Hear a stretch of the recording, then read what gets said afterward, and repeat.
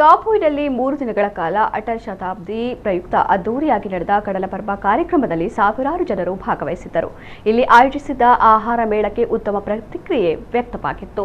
ಈ ಸಂದರ್ಭ ಉಪಯೋಗಿಸಿದ ಪ್ಲಾಸ್ಟಿಕ್ ತ್ಯಾಜ್ಯ ಮತ್ತು ಇನ್ನಿತರ ಕಸ ತ್ಯಾಜ್ಯವನ್ನು ಕಾಪು ಶಾಸಕರು ಕಾರ್ಯಕರ್ತರೊಂದಿಗೆ ಸ್ವಚ್ಛಗೊಳಿಸುವ ಕಾರ್ಯದಲ್ಲಿ ತೊಡಗಿಸಿಕೊಂಡರು. ಈ ಸಂದರ್ಭ ನಮ್ಮ ಕುಡ್ಲ ವಾಹಿನಿಯೊಂದಿಗೆ ಮಾತನಾಡಿದ ಶಾಸಕ ಗುರ್ಮೆ ಸುರೇಶ್ ಶೆಟ್ಟಿ, ಮೋದಿಜಿ ಅವರ ಕನಸು ಸ್ವಚ್ಛ ಭಾರತ. ಈ ಹಿನ್ನೆಲೆಯಲ್ಲಿ 3 ದಿನಗಳ ಕಾಲ ಯಶಸ್ವಿಯಾಗಿ ಕಾರ್ಯಕ್ರಮ ನಡೆದಿದ್ದು, ಇದು ಬೆಳಗ್ಗೆಯಿಂದಲೇ ಕಾರ್ಯಕರ್ತರು ಸ್ವಚ್ಛತಾ ಕಾರ್ಯದಲ್ಲಿ ತೊಡಗಿಸಿಕೊಂಡಿದ್ದಾರೆ. ಶಾಸಕನಾಗಿ ಯಶಸ್ವಿಗೆ ಕಾರ್ಯಕರ್ತರಾದ ಎಲ್ಲರಿಗೂ ಕೃತಜ್ಞತೆಗಳು ಎಂದು ಹೇಳಿದರು. ಮಂಡಲದ ಜಿಲ್ಲೆಯ ಎಲ್ಲ ರಾಜ್ಯದ ಎಲ್ಲ ಮುಖಂಡರ ನೇತೃತ್ವದಲ್ಲಿ ಒಂದು ಅದ್ದೂರಿ ಒಂದು ಸಂಭ್ರಮ ಇಲ್ಲಿ ಆಗಿದೆ. ನಮ್ಮ ಆಶಯ ಇತ್ತು, ಅದು ಕೇವಲ ಒಂದು ದಿನ ಜಾತ್ರೆ ಆಗಬಾರ್ದು, ಅದರ ಹೆಸರಲ್ಲಿ ಒಂದಿಷ್ಟು ಅರ್ಥಪೂರ್ಣ ಕಾರ್ಯಕ್ರಮ ನಡೀಬೇಕು ಅಂತೇಳಿ ಒಂದಷ್ಟು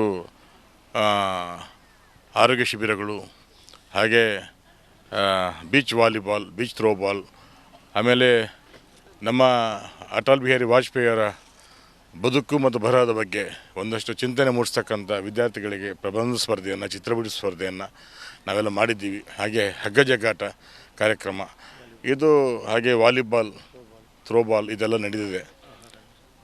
ಹಾಗೆ ಅದ್ಭುತವಾಗಿ ಆಹಾರ ಮೇಳವನ್ನು ಕೂಡ ಸಂಘಟಿಸಿಕೊಟ್ಟಿದ್ದಾರೆ. ಮತ್ತು ಬಹುಶಃ ಕರಾವಳಿ ಎಂದು ಕಂಡರಿಯದ ಕೆಳದ ರೀತಿಯಲ್ಲಿ ಸಾಂಸ್ಕೃತಿಕ ವೈಭವ ಕೂಡ ಇಲ್ಲಿ ನಡೆದು ಹೋಗಿದೆ. ಜನ ಅದನ್ನು ತುಂಬ ಅನುಭವಿಸಿದ್ದಾರೆ. ಸ್ವಚ್ಛ ಭಾರತ್ ನಮ್ಮ ಏನು ಪ್ರಧಾನಿಯವರ ಆಶಯ ಇದೆ, ಅದು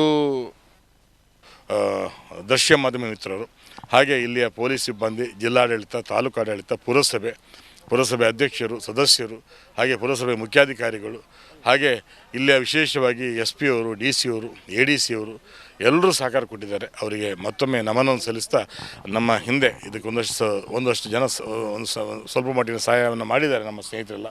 ಅವರಿಗೂ ಕೂಡ ಭಗವಂತ ಒಳ್ಳೆಯದನ್ನು ಮಾಡಲಿ.